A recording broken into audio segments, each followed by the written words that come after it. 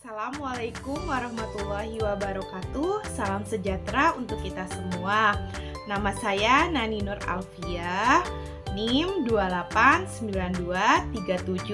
28923700008, Prodi Manajemen di Universitas Pancasakti.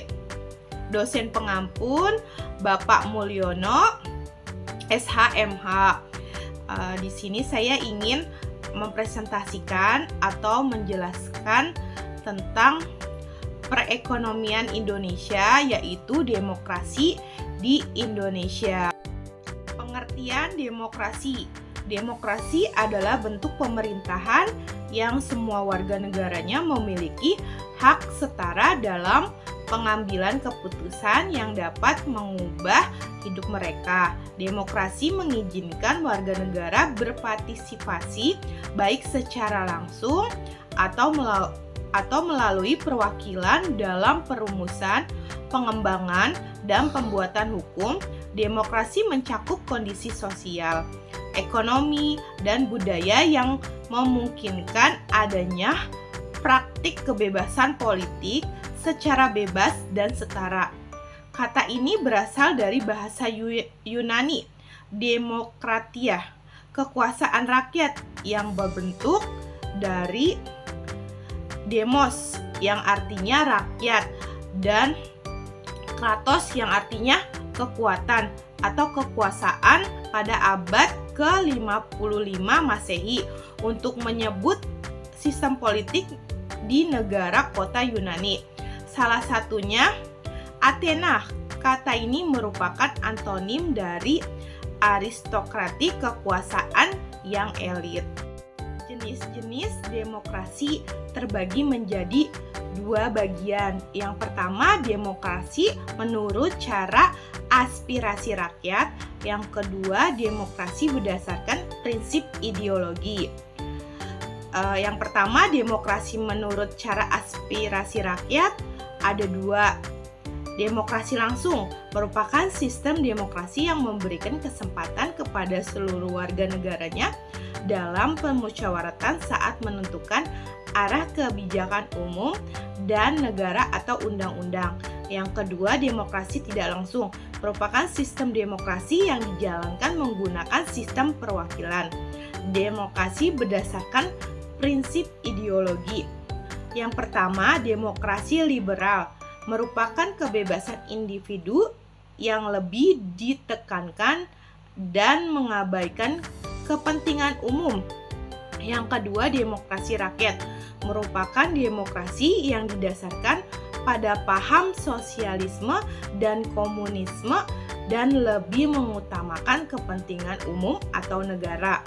Yang ketiga, demokrasi Pancasila merupakan demokrasi yang ada di Indonesia, bersumberkan pada nilai-nilai sosial budaya bangsa, serta berajaskan musyawarah mufakat kepentingan seluruh masyarakat atau warga negara. Demokrasi Pancasila fokus pada kepentingan dan aspirasi serta hati nurani rakyat. Sampai saat ini Indonesia menganut demokrasi Pancasila yang bersumber pada falsafah Pancasila. Selanjutnya ada prinsip-prinsip demokrasi. Dalam menjalankan demokrasi dalam suatu negara harus mengacu pada prinsip-prinsip dasar demokrasi sebagaimana berikut ini, dibagi menjadi 7 bagian. Yang pertama, pemerintahan berdasarkan konstitusi. Berarti memastikan bahwa tindakan pemerintah harus sesuai dengan prinsip-prinsip yang tertulis dalam dokumen konstitusi tersebut serta memberikan mekanisme untuk mengawasi dan membatasi kekuasaan pemerintah agar tidak sewenang-wenang. Yang kedua, pemilihan umum yang bebas, jujur, dan adil. Berarti bebas setiap warga negara yang memenuhi syarat memiliki hak untuk memilih dan dipilih tanpa paksaan, intimidasi, atau diskriminasi. Jujur, yaitu proses pemilihan dijalankan dengan integritas tanpa kecurangan atau manipulasi. Adil, semua peserta pemilu baik kandidat maupun partai politik memiliki kesempatan yang sama untuk berpartisipasi dan bersaing.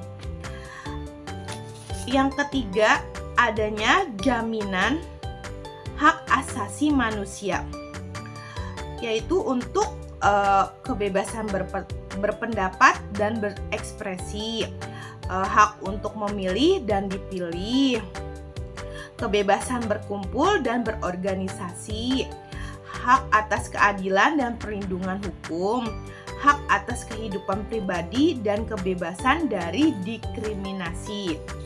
Yang keempat, diakuinya persamaan kedudukan di hadapan hukum.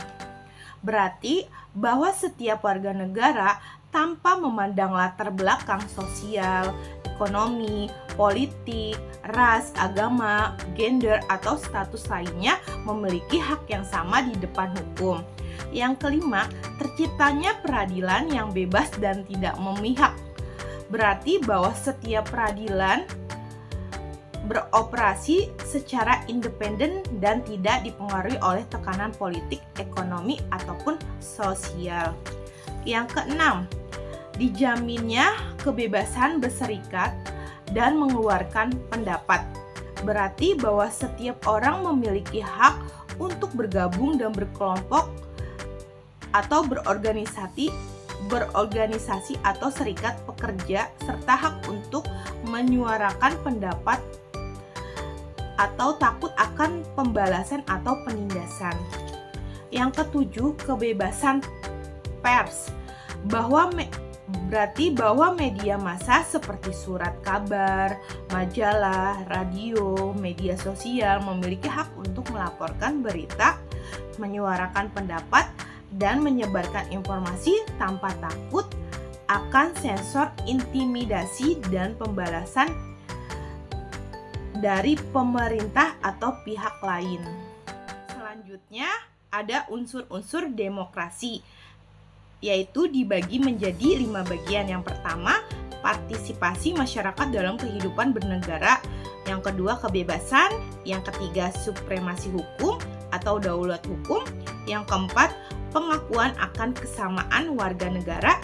Yang kelima, pengakuan akan supremasi sipil atas militer. Selanjutnya ada pelaksanaan demokrasi di Indonesia. Demokrasi dilaksanakan oleh negara Indonesia dalam rangka mewujudkan kedaulatan rakyat sekaligus penerapan prinsip-prinsip atau nilai-nilai demokrasi, meningkatkan kesadaran politik rakyat untuk berpartisipasi aktif dalam memilih umum demi terwujudnya cita-cita masyarakat Indonesia yang demokratis. Rakyat merupakan aktor politik aktif yang menentukan berhasil tidaknya proses pemilu. Salah satunya yaitu pemilih pemula. Pemilih pemula adalah pemilih yang baru pertama kali akan menggunakan hak pilihnya berdasarkan pasal 45 Peraturan Pemerintah Republik Indonesia No. 72 Tahun 2005 tentang 2 pemilihan kepala desa.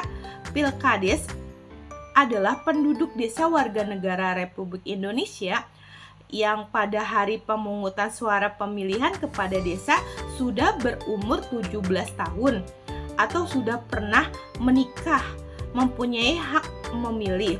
Berdasarkan hal tersebut dapat disimpulkan bahwa pemilih pemula adalah pemilih yang baru pertama kali akan menggunakan hak pilihannya yang pada hari pemungutan suara telah berusia 17 tahun dan terdaftar dalam daftar pemilih untuk penyelenggara pemilu. Kelompok pemilih pemula ini biasanya mereka yang berstatus pelajar, mahasiswa, dan pekerja muda. Pemilih pemula sebagai target untuk dipengaruhi karena dianggap belum memiliki pengalaman yang voting pada pemilu sebelumnya. Jadi masih berada pada sikap dan pilihan politik yang belum jelas.